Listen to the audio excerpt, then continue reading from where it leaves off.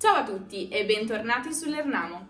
In questo video, a differenza degli altri che ho pubblicato finora, avrò un tono leggermente più serio, perché infatti andrò a parlarvi di uno dei momenti più delicati e drammatici della storia italiana, il ventennio fascista. Cercherò di dirvi tutto il necessario affinché possiate conoscere meglio questo periodo della storia d'Italia, ma senza annoiarvi troppo. Vedremo quindi quali sono le origini del movimento politico noto come fascismo, un'analisi della figura di Mussolini, leader di questo movimento, come ha fatto l'Italia nel Novecento a ritrovarsi completamente catapultata in una dittatura totalitaria e in una guerra mondiale. Ma prima di tutto, sigla!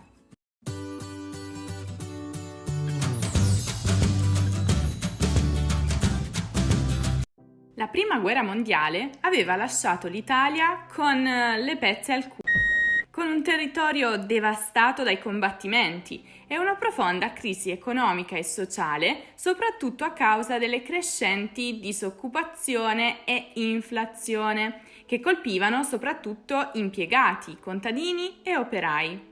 E cosa accade di solito in contesti simili? Si crea un casino della Madonna e ovviamente si creò anche in Italia. Cominciarono quindi tutta una serie di manifestazioni, scioperi, proteste e rivolte, caratterizzate anche dall'occupazione delle fabbriche, per ottenere aumenti sugli stipendi e misure per contrastare l'aumento dei prezzi. Non a caso, in Italia, gli anni 1919 e 1920 vengono ricordati come Biennio Rosso. Nel frattempo, a Milano, nel 1919, un certo Benito Mussolini, tra un aperitivo e l'altro, un bel gioco, si fa qualche spritz di troppo e fonda i Fasci di Combattimento, il movimento politico che 2 anni dopo, nel 1921, darà origine al fascismo. E mo so cazzi! Il fascismo, tutt'altro che pacato e tranquillo, si caratterizzava principalmente per l'uso della violenza contro tutti gli oppositori politici. I fascisti, infatti, si riunivano in squadre riconoscibili dalla tipica camicia nera e terrorizzavano e umiliavano qualsiasi avversario, cantando loro La camisa negra di Juanes. Tengo la camisa negra, porque negra tengo el alma, io por ti perdí la calma e casi pierdo hasta mi cama. Cama, baby. Alquanto meschino, no?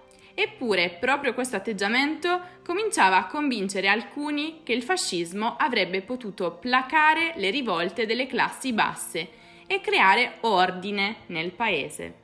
Perciò, nel 1921, i fascisti entrarono per la prima volta in Parlamento con 35 deputati.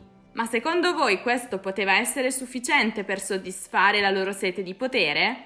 Ovviamente no, a loro non bastava mica avere un ruolo marginale nella politica dell'allora Regno d'Italia. Quindi cosa fecero? Si fecero una bella passeggiata. E già, infatti nel 1922 organizzarono la famosa Marcia su Roma, una manifestazione durante la quale circa 25.000 fascisti Cosa? Erano già diventati 25.000? occuparono stazioni e strade della capitale nel tentativo di ottenere le dimissioni del primo ministro Luigi Facta e ottenere la guida politica del regno. Vittò, qua devi fare qualcosa. La gente a Roma non ce la fa più a sentire questi fascisti cantare Tengo la camisa negra. Non ti preoccupare, ci penso io. Ehi Benito, come stai? Ascolta, puoi fare un salto a Roma che parliamo di quel problemino della marcia? Facta se la fece un po' sotto, quindi chiese a Vittorio Emanuele III di bloccare l'avanzata fascista usando l'esercito. Ma il re, per non coinvolgere l'esercito e causare scontri violenti, convocò a Roma Benito Mussolini, che nel frattempo era rimasto comodamente a Milano, e lo incaricò di formare un nuovo governo, nonostante avesse pochissimi deputati. È stato facile, dai. Nel 1922 iniziò dunque il potere di Benito Mussolini, il quale rimarrà alla guida del Regno d'Italia fino al 1943, con il titolo di Duce. Duce significa guida, condottiero e viene dal latino dux. Nella Roma antica era un titolo onorifico concesso a capi militari vittoriosi o a funzionari civili ampiamente benemeriti. Oggi però non viene più utilizzato perché è rimasto associato alla figura di Mussolini. Il fascismo iniziò da subito a governare l'Italia usando il pugno di ferro. Chiunque si opponesse al regime fascista faceva una brutta fine. Nel 1924 le nuove elezioni furono vinte dal fascismo, falsificando i risultati elettorali. Ma possibile che nessuno se ne accorse? Alcuni se ne accorsero, come per esempio il deputato Giacomo Matteotti, il quale denunciò apertamente le violenze e gli imbrogli dei fascisti per vincere le elezioni del 1924. Ah, meno male. Sicuramente questo portò a qualcosa di buono. No, perché Matteotti verrà assassinato. Merda!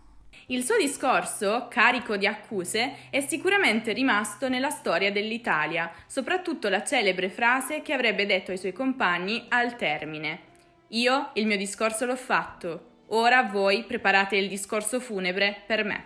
Quello di Matteotti non era il primo omicidio dei fascisti, ma fu quello che creò maggior scalpore, dal momento che si trattava di un deputato. In ogni caso, nel 1925, Mussolini, ancora avido di potere, decise di optare definitivamente per la dittatura. Una dittatura è un regime politico caratterizzato dall'accentramento del potere nelle mani di un'unica persona, il dittatore.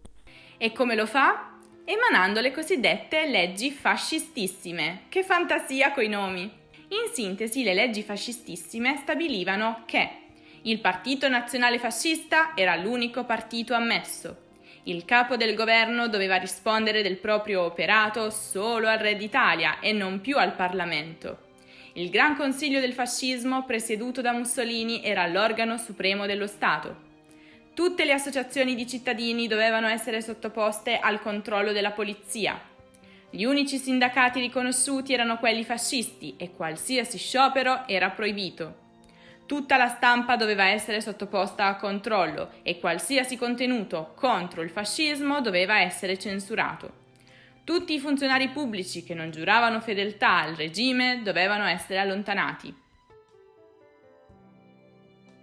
Infine, le leggi fascistissime obbligavano tutti ad acquistare le magliette L'Ernamo Collection, proprio come quella che oggi sto indossando io. Ah, ma questa non è una brutta cosa. Infatti potete acquistarle anche voi nel nostro negozio online, L'Ernamo Collection.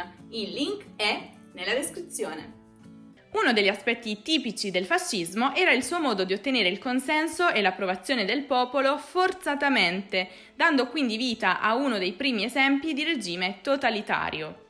E qual è il modo più efficace di convincere qualcuno di qualcosa? Metterglielo continuamente sotto gli occhi e nelle orecchie. Quindi la popolazione italiana era costantemente bombardata di propaganda fascista, a lavoro, a scuola, in televisione, alla radio, al cinema, eccetera, eccetera. La propaganda fascista cercava di esaltare in ogni modo il regime fascista e la figura di Mussolini, soprattutto attraverso richiami e riferimenti alla gloria dell'impero romano, del quale il fascismo si considerava erede.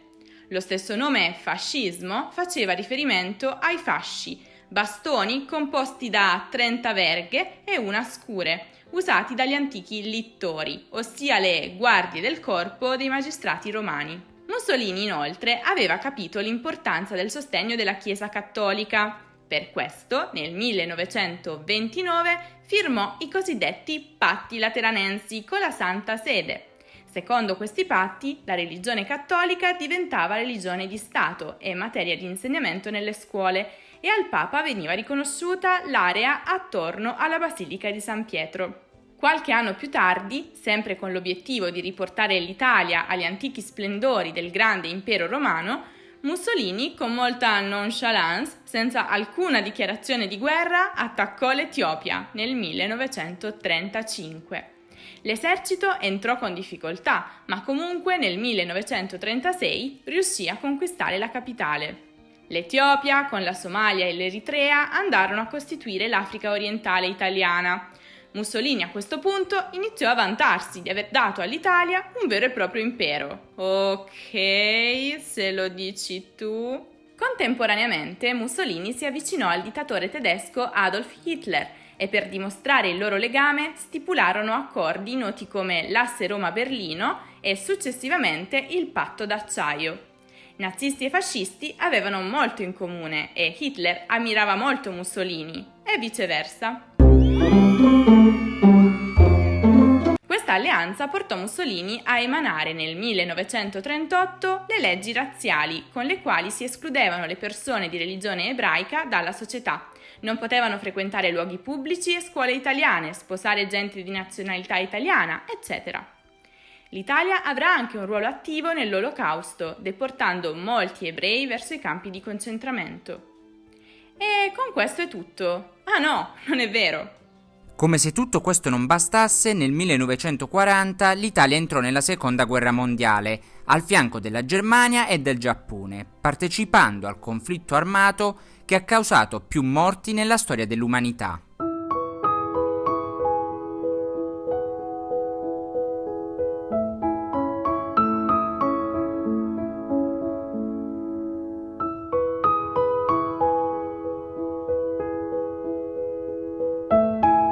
Ma che cazzo ha combinato sto stronzo? Maledetto me che l'ho convocato a Roma. Vabbè, sapete che vi dico? A questo punto vi consiglio vivamente di guardare anche il video sull'unità d'Italia. Così capirete come ha fatto uno come me a diventare re. Se invece state studiando l'italiano e avete bisogno di ripassare un po' di grammatica, allora vi consiglio di dare un'occhiata al nostro sito www.lernamo.com con tutte le lezioni di italiano e gli esercizi gratuiti realizzati da Graziana e Rocco. E non dimenticate di seguire Lernamo anche su Instagram, su Facebook e su Twitter. Tutti i link sono nella descrizione. Io vi saluto, ma ci rivedremo prestissimo. Ciao!